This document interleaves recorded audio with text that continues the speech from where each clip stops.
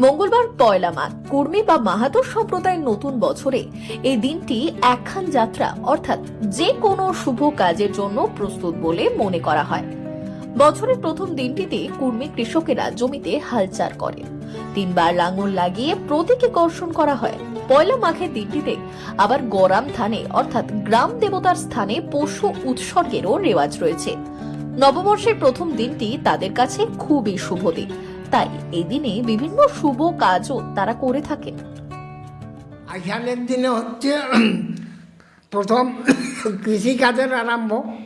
সেই দিনে হালটা হাঁটবন না, সবার যেটা হাল বাইবে এবং সেটা বাইবে উত্তর দক্ষিণে বাইবে, মানে সেদিন উত্তরায়ণ আরম্ভ হয়েছে বলে উত্তর দক্ষিণে আটল দেবে, করবে এবং নববর্ষ সেখানে ওই আষাঢ় দিনে যে যার ঘরের কাজ করে, যারা ভিত্তি কোপায়, মেয়ে দেখতে গেলে মেয়ে দেখতে আড়াই বা ঘর থেকে বেরিয়ে শুভ কাজের আরম্ভ করে। ভারতবর্ষের আদিমতম অধিবাসী মাহাতো কুর্মী সম্প্রদায়ের বছরকে ভাগ করা হয়েছে 12টি মাসে।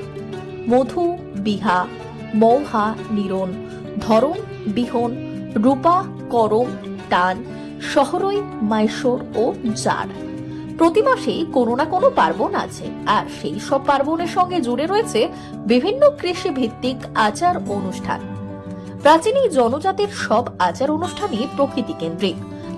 আজ সূর্য উত্তরায়ণ থেকে দক্ষিণায়ন যাত্রা শুরু করে, অর্থাৎ অক্ষ আয়ন বা অক্ষায়ন।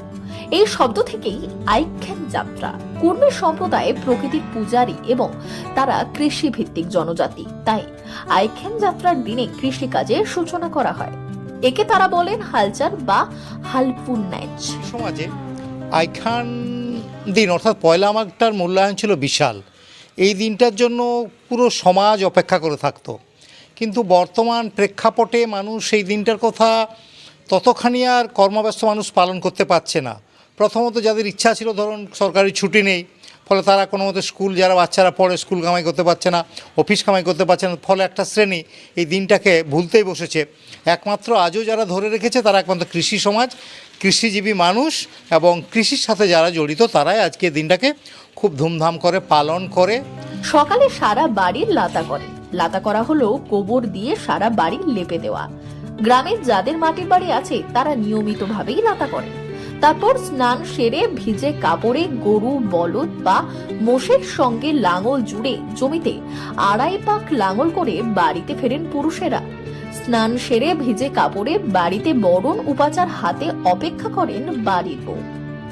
গবাদি পশুর পা ধুইয়ে শিঙে তেল ও সিঁদুর মাখিয়ে তাদের বরণ করেন খুব যত্ন করে।